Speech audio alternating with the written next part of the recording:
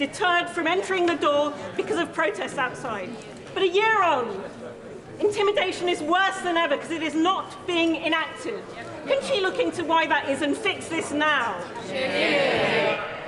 Well, I'm very happy if she's got an example of where that is happening. If she wants to raise it with me, I'll look at that specific example. In its 2021 census, the Office for National Statistics estimated that there are 260,000 transgender people in the UK. Does the Minister agree with the separate Office for Statistics regulation that due to skewed methodology, this number is likely to have been a huge overestimate?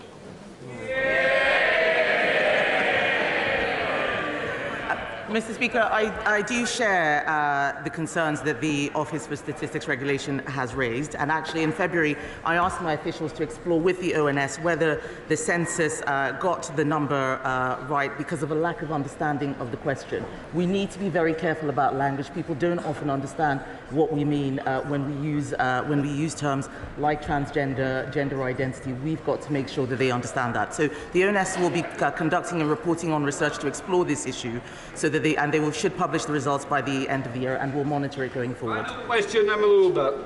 Thank you very much, Mr. Speaker. Some years ago, the United Nations found that disabled people's rights were being systematically violated by Conservative ministers. Recently, the EHRC found that nothing at all has changed. Is the Minister not ashamed? I thank the honourable lady for her point. I think the point regarding the AHRC is that it's an independent and public body. But I don't think anybody comes to this House to erode anybody's rights, whether they are disabled or has a health issue whatsoever. And I absolutely do not absolutely refute what the honourable lady says. I think she should look at our actions and our record on the work that we've done around British Sign Language and more widely, and we absolutely stand by all constituents, whatever needs they have. Just before we come to Prime Minister, I'd just like to welcome the grandson of Mahatma Gandhi, and welcome to this chamber. We now come to questions to the Prime Minister. I start with Stuart C. MacDonald. Question number 1, please, Mr. Speaker.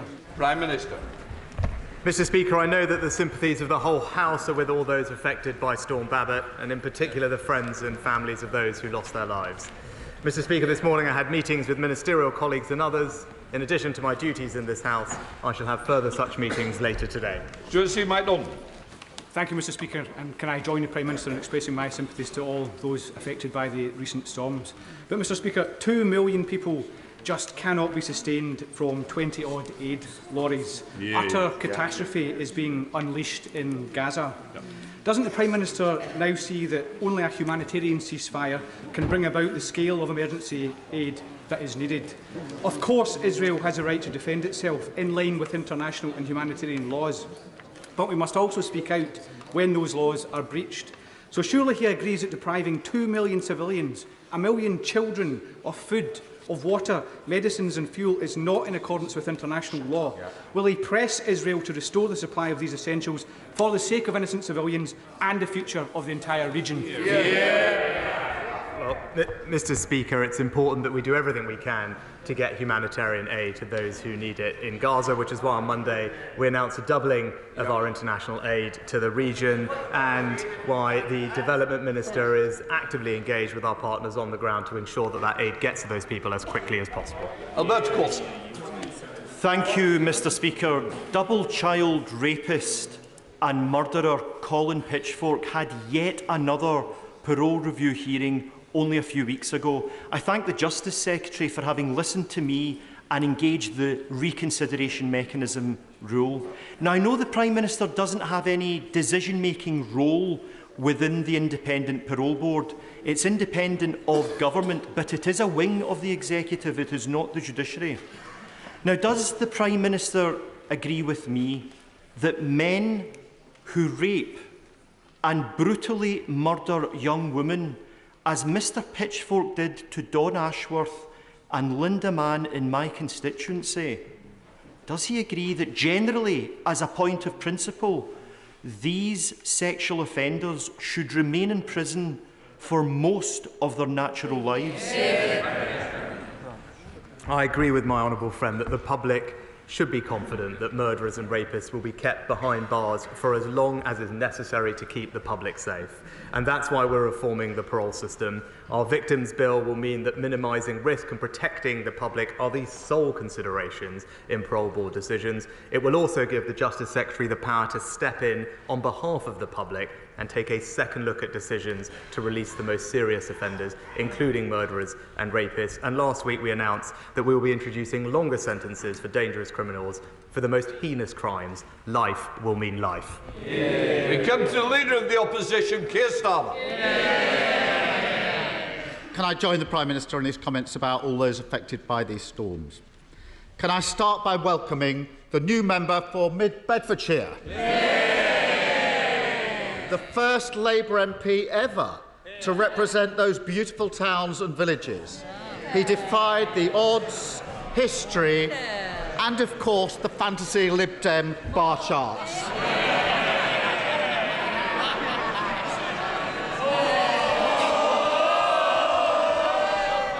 Can I also welcome the new member for Tamworth? She will be a powerful representative for her constituents. Is the Prime Minister as relieved as I am that those constituents are not burdened with his defeated candidate who told them, don't worry, Mr Speaker, I'm going to sanitise this, to F off if they're struggling with the cost of living? Well, Mr Speaker, I'm proud of what this government is doing to support the most vulnerable over the past year. But, Mr Speaker, can I in fact join him in welcoming the new members to their places? After all, I suspect the new member for Mid-Beds may actually support me a little bit more than the last one.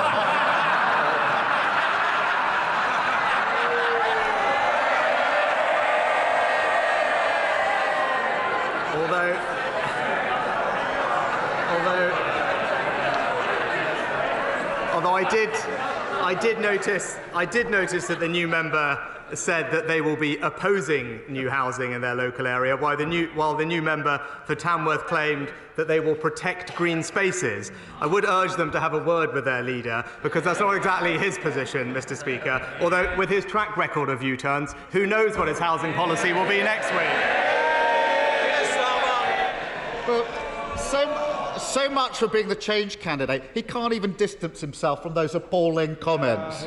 But I do have to ask him, where on earth does the Prime Minister think his candidate got the idea in the first place that throwing expletives at struggling families was his government's official position?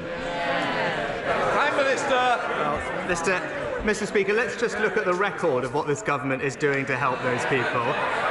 Paying for around half of a typical family's energy bill over the last year, support worth over £1,500. For the most vulnerable in our society, receiving £900 in direct cost of living support, record increases in the national living wage, record increases in welfare, and this winter, Mr Speaker, pensioners to receive an extra £200 or £300 alongside their winter fuel payment to help them through what we know is a tough time. All of that, Mr Speaker, significant support funded by this government, all of that would be put at risk by Labour's reckless plans to borrow £28 billion a year. He keeps boasting about how great things are. The voters keep telling him he's got it wrong. But I can see why the Tamworth candidate thought he was just following government lines. Annalisa and her 2 children lived in their home for 8 years. In May, they were kicked out with a no-fault eviction notice. Despite his government's pledge to scrap no-fault evictions, this week the Prime Minister crumbled to the landlords on his own backbenches and killed the policy. What message, other than the message delivered by his candidate in Tamworth, could Annalisa possibly take from that? Prime Minister. Mr Speaker, we've taken significant action to help renters like Annalise and others. We've capped holding deposits at 1 week. We've protected tenants from rip-off tenancy fees, delivered almost 500,000 affordable homes for rent, and halved the number of percentage of substandard homes in the private rented sector, and strengthened local authority enforcement powers, because this government is delivering for renters. But we are also, Mr. Speaker, trying to ensure the new generation can buy their own home. So perhaps he can explain to Annalisa and thousands and millions of others why, when we brought forward plans to unlock 100,000 new homes, he stood in the way of that.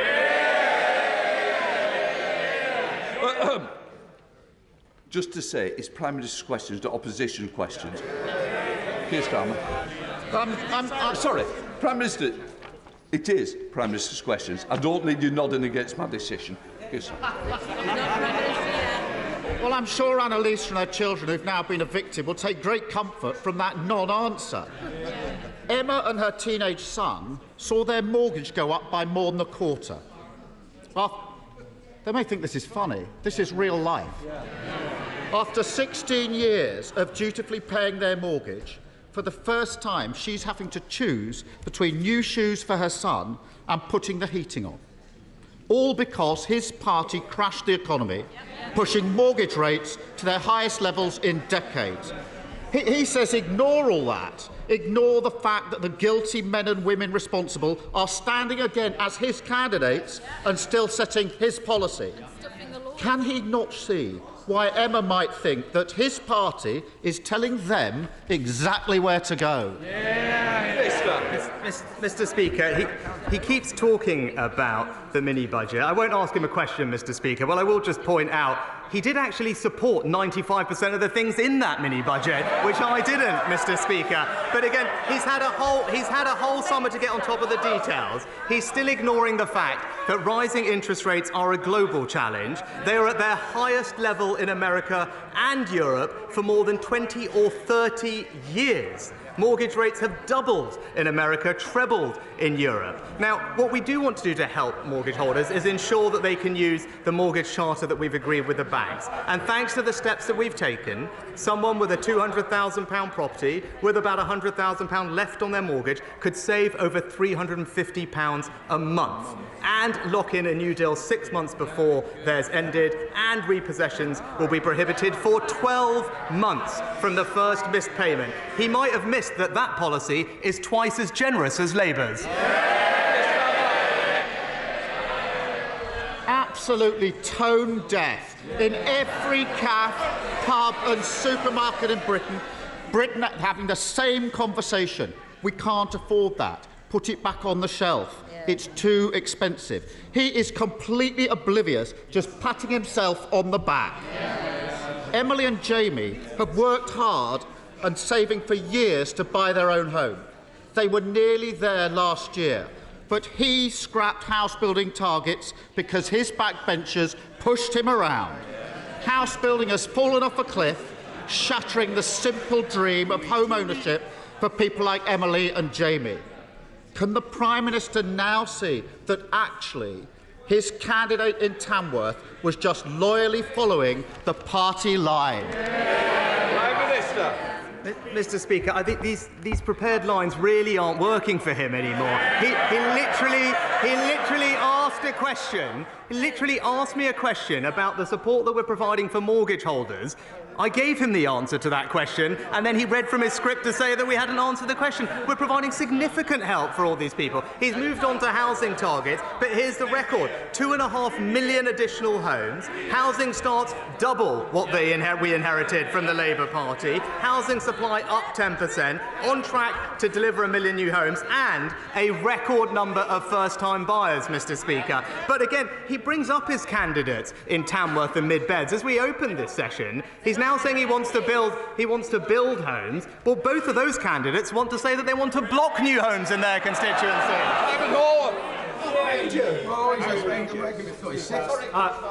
Tell us more about them. Thank you, Mr. Speaker. Mr. Speaker, across our country, the British people are rolling up their sleeves and getting on with it, doing their best in the face of a punishing cost of living crisis and a government that has abandoned them, abandoned renters at risk of being kicked out, abandoned mortgage payers struggling to make ends meet, abandon those who dream of owning their own house. The truth is, his candidate in Tamworth summed up perfectly just how his and his Tories are treating the British public. So will he just call a general election and give the British public the chance to respond, as they did in Selby, Mid-Beds and Tamworth? They've heard the government telling them to F off, and they want the chance to return the compliment. Mr. Speaker. Prime Minister. Mr. Speaker, look, as we saw with his recent decisions on actually building new houses, politicians like him always take the easy way out, Mr. Speaker, whereas we're getting on making the right long-term decisions to change this country for the better on net zero, on HS2, on a smoke-free generation, on education and energy security. Contrast that to his leadership. Too cautious to say anything and hope that nobody notices, Mr. Speaker. Let me tell him, come that general election, the British people will.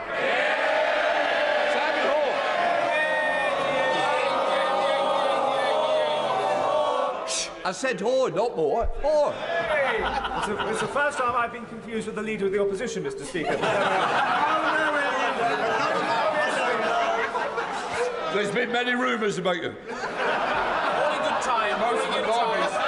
It will be soon. And all of them true, Mr. Speaker. Like me, my right honourable friend has the honour and privilege of representing a rural constituency.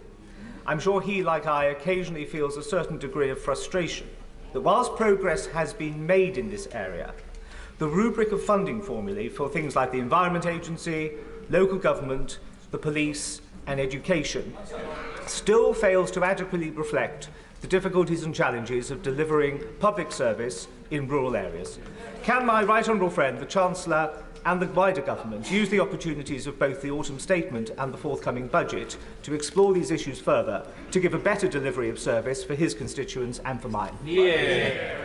Can I thank my honourable friend for raising this important issue on behalf of both his and my constituents. It's vital that we have the same high-quality services in rural areas as well as our towns and cities. I am pleased to tell him that we're providing £95 million through the Rural Services Delivery Grant to help rural councils achieve exactly that. We are currently reviewing the police funding formula, and I remember working with him to ensure that the national funding formula for schools does take account of the differing characteristics of schools and their pupils. But we will continue to keep all these things under review, and I agree with them entirely. Our rural communities must be given the same funding and public services as everyone else in our country. SNP Deputy Leader Murray Black.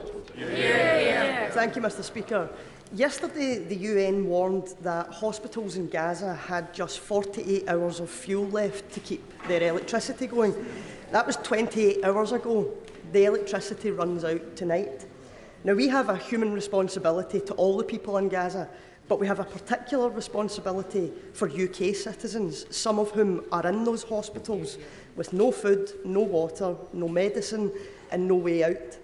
So I want to ask the Prime Minister, how much worse does the situation have to get before he will join us in calls for a humanitarian ceasefire? Mr. Speaker, from the start, we have said that the first and most important principle is that Israel has the right to defend itself under international law. Our support for that position is absolute and unchanged. But from the start, we have also said that we do want British nationals to be able to leave Gaza, and that we want hostages to be released and for humanitarian aid to get in. And we recognise that for all of that to happen, there has to be a safer environment, which of course necessitates specific pauses as distinct from a ceasefire. And we discussed this with partners yesterday evening at the United Nations. And we have also been consistently clear that everything must be done to protect civilians in line with international law and continue getting more aid flowing into Gaza. Murray Black. Mr. Speaker, the growing calls for a ceasefire is also about calming the situation in the broader region, especially the West Bank. UNICEF has reported over 2,000 fatalities and over 5,000 injured children since the conflict began due to unrelenting attacks. If we ignore this, we risk pouring petrol on a fire in a place that only requires a spark to ignite. Can the Prime Minister understand that joining calls for a ceasefire is now the best and maybe the only way to stop this conflict escalating beyond all control? Mr. Speaker, we do have to remember that Israel has suffered a shockingly brutal terrorist attack. Hamas is responsible for this conflict and has the right to protect itself in line with international law. As the UN Charter makes clear, we will continue to urge the Israelis to follow international law, whilst we also have to remember that Hamas cruelly embeds itself in civilian populations. But we are doing everything we can to get aid into the region. I'm pleased to say an RAF flight left the UK this morning for Egypt carrying 21 tonnes of aid for Gaza. The relief supplies include over 75,000 medical kits, solar lights, water filters for families and warehousing equipment. Our team are on the ground ready to receive. We will continue to do everything we can to increase the flow of aid, including fuel, into Gaza. Thank you, Mr. Speaker. In the matter of Wally's Quarry, my constituents in Newcastle-under-Lyme have been utterly let down and failed by the Environment Agency. Not only have they failed to prosecute a rogue operator for the repeated breaches of their permit, we now learn that all of their monitoring equipment for the last 7 years, including in your constituency, Mr. Speaker, has been grossly under-recording levels of hydrogen sulphide by a factor of approximately 2 or 3 times. That's the monitoring equipment that people have been relying on to tell them that their air is safe and clean to breathe. Given everything that's happened, we really need to see some proper action now. I've had enough with the EA, and my constituents have too. So will the Prime Minister do everything in his power to get a grip on this failing organisation? Well, my honourable friend is absolutely right to raise the concerns of his constituents. The Environment Agency's criminal investigation is ongoing, so I hope he can understand that I can't therefore comment further on it. But with regard to his concerns about the measurement inaccuracies, I have been assured and checked the Environment Agency is working swiftly to understand the scale of the problem. The Environment Secretary is currently monitoring the situation, and I have asked that she keeps my honourable friend regularly updated.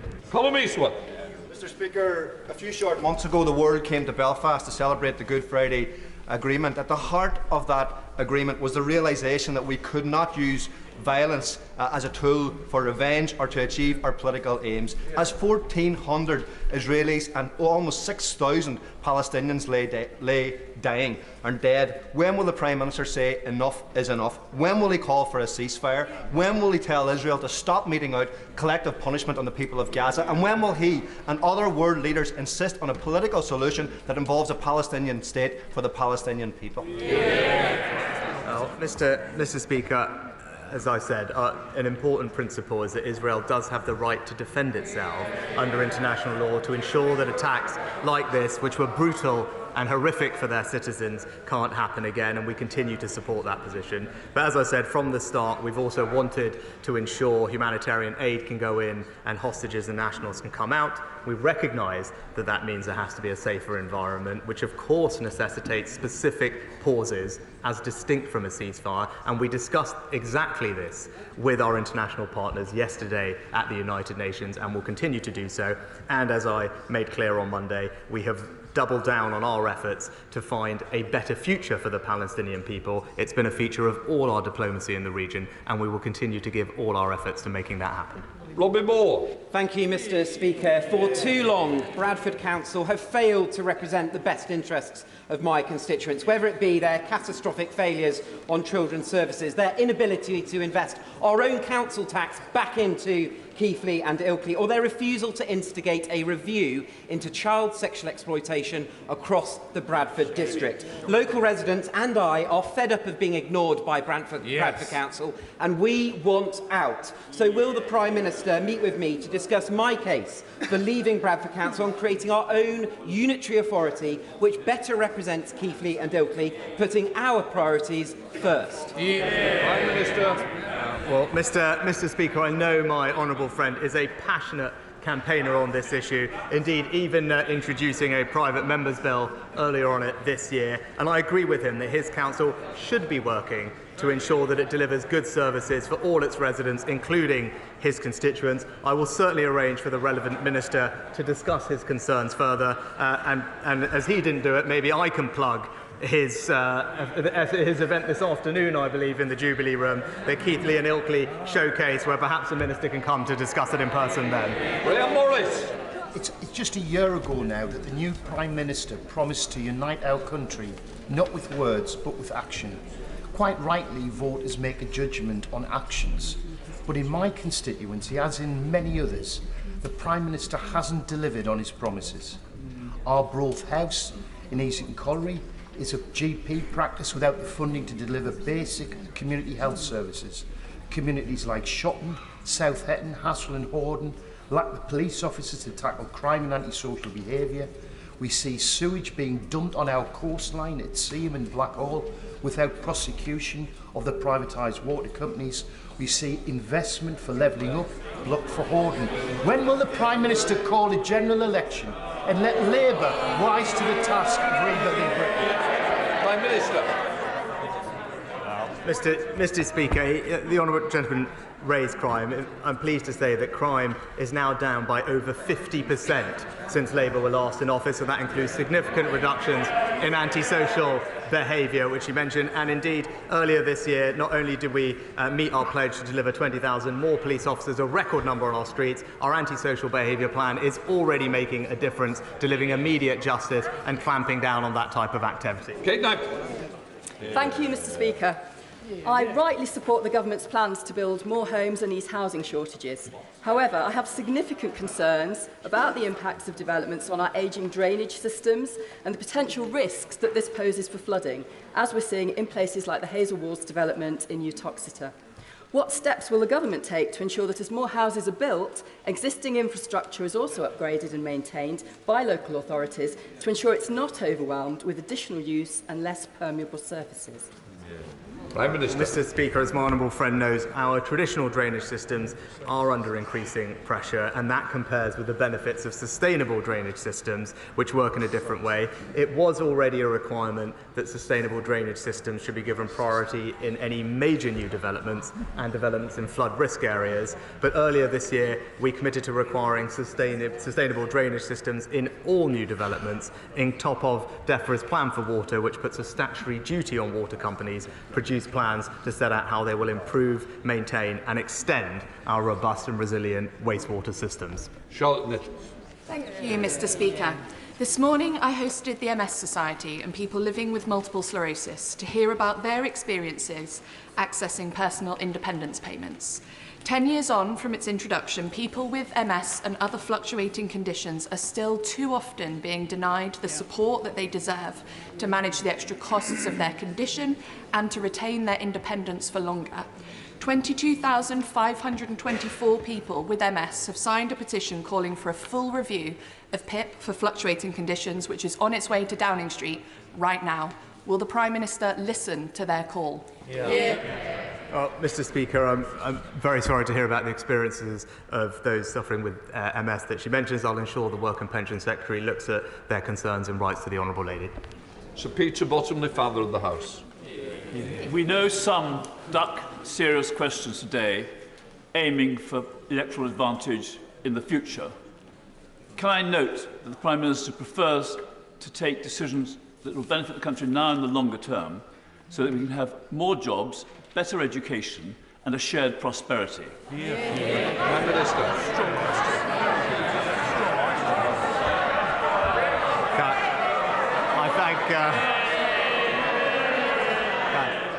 I thank my honourable friend for his kind words.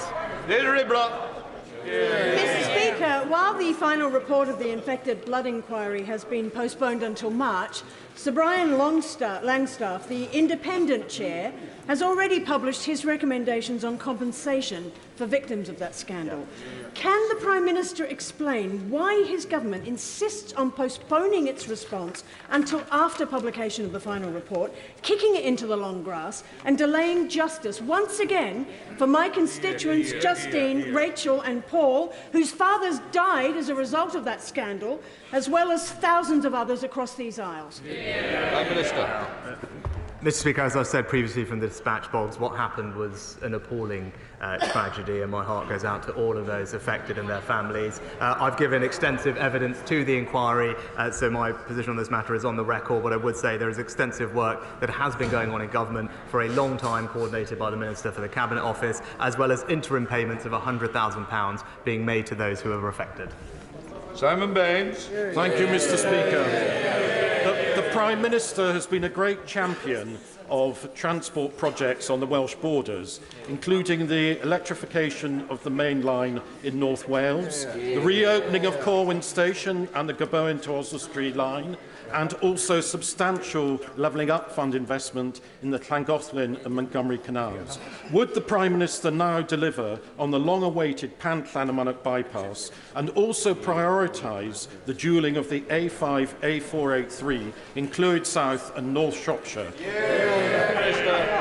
Well, Mr. Speaker, we are making significant improvements to our cross-border rail services across the Union. Thanks to our decision on HS2, we can now provide an unprecedented £1 billion of investment to fund the electrification of the North Wales main line that will ensure reliable, punctual journeys between North Wales and multiple cities across west of England. We also are continuing to develop the Llanymynech bypass scheme in our next round of the road investment plans, and the section of the A5 in England will be considered by National Highways as part of the Midlands to Gloucestershire to Wales route strategy. Lillian Greenwood. Thank you, Mr. Speaker.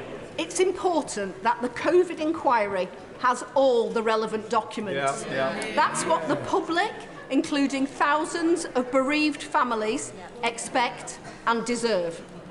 But despite being a self-described tech bro, the Prime Minister has been unable to locate and provide his WhatsApp messages to the inquiry. Does he agree that devices should be handed over to experts to retrieve this information? Mr. Speaker, both the Government and I have fully cooperated to provide tens of thousands of documents to the COVID inquiry, and I look forward to giving evidence later this year. Peter Alders. Thank you very much, Mr. Speaker. With the ongoing national crisis in NHS dentistry being raised here most weeks, can my right honourable friend advise as to when the dentistry plan produced by the Department of Health will be published? And can he ensure that any clawed back, unspent funds are ring-fenced for NHS dentistry so as to deal with emergencies and to help clear the backlog? Mr. Speaker, we're investing £3 billion into NHS dentistry, and the reformed dental contract is helping to improve NHS access for patients.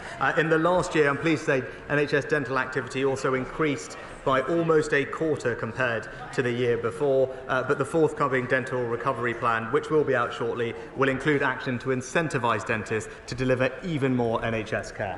Ruth Cabret. Thank you, Mr. Speaker. It is an honour to be elected to this place, and the standards by which we are expected to abide matter. So does the Prime Minister accept that it was ill-judged for him to fail to declare to Parliament that companies linked to his wife had benefited to the tune of £2 million from a fund he had set up as Chancellor? Will he correct the record now? Shocking. Mr. Speaker, it's worth bearing in mind that the Labour frontbenchers backed the Future Fund when it was introduced. Indeed, they were calling for more funding for it, not less. The House will be aware of my wife's shareholdings in various British startups, so that's her career, which are on the record, and I'm happy to put on the record again. But it is worth bearing in mind that the Future Fund helped over 1,200 different companies. Neither the government nor the British Business Bank chose any of those specific investments. It was open to any British firm that met the criteria. Siobhan Bell. Thank you, Mr. Speaker. The UK is at risk of being left behind on hydrogen engines, hydrogen ice. The EU and the USA are now recognising hydrogen combustion engines as zero emissions and are supporting their industries as all viable zero carbon technologies will be needed, particularly for our HGVs, according to the RHA. So I'm working with Borg Warner Fenia on ice and many MPs because this is crucial for UK jobs, skills and manufacturing. Will my right honourable friend commit to urgently extending the scope of the Automotive Transformation Fund industrialisation grants to include hydrogen engines so we win the ice race? Well, Mr. Speaker, the government is determined to ensure that the UK remains one of the best locations in the world for automotive manufacturing. Hydrogen fuel cells and their upstream supply chain are already in scope of the ATF, and support for this fund has enabled Johnson Matthey's £60 million investment in Hertfordshire to develop hydrogen technologies. But I am told by the Minister that DBT are continuing to look at the future possibilities for renewable hydrogen and will consider the fund's eligibility in light of the new developments in this space. Yasmin Qureshi. Thank you, Mr. Speaker. There's an email in my inbox from a constituent who has family in Gaza. It reads, "My heart can't handle this anymore. We are being massacred, relentlessly bombed, homes are being destroyed, no water, no food, no electricity. Save the Children reported that one child is killed every 15 minutes. And as I speak, the lives of 130 babies in incubators are in danger if fuel does not reach their hospital in time. This is collective punishment of the Palestinian people in Gaza for crimes they did not commit. How many more innocent Palestinians must die before this Prime Minister calls for humanitarian ceasefire?" Well, Mr. Speaker, I welcome that there is, in fact, unity across these dispatch boxes on Israel's right to defend itself in face of an unspeakable act of terror. But it is also clear that we must support the Palestinian people. They are victims of Hamas too. Hamas uses innocent people as human shields, and we mourn the loss of every innocent life, people of every faith, of every nationality, and we are working as hard as we can to get as much humanitarian aid into Gaza as quickly as practically possible. Final question, Dr. Dan Poulter. Thank you, Mr. Speaker. Last week, Suffolk experienced its worst local floods for over 100 years, with communities in and around Needham Market, Framlingham, Debenham and Wickham Market particularly badly affected. Homes and businesses have been destroyed. And Suffolk, the community, has rallied together in a very stoic and pragmatic way to support those in need at this very difficult time. But what longer-term support can the Prime Minister offer to the people in Suffolk, those businesses and homes that have been affected by these floods, to help them to recover and rebuild? Well, flooding is a devastating experience, and I extend my sympathies to all those affected, including those in his own constituency. I'm pleased to say that that's why, through the flood recovery framework, we are confirming additional financial support for those households and businesses most affected. This will include a £500 grant for households, council tax discounts and business rates relief of up to 100% for 3 months. Small and medium-sized businesses will also be eligible for £2,500 business recovery grant and up to £5,000 grants for flooded homes to make them more resilient for future flooding. We recognise the heroic efforts, Mr. Speaker, of local councils like his and emergency responders everywhere who have been working tirelessly in affected areas. They have our thanks, and we also stand ready to consider any requests from councils for support in their recovery efforts. That completes questions. I'll come to point one in a second. There was one.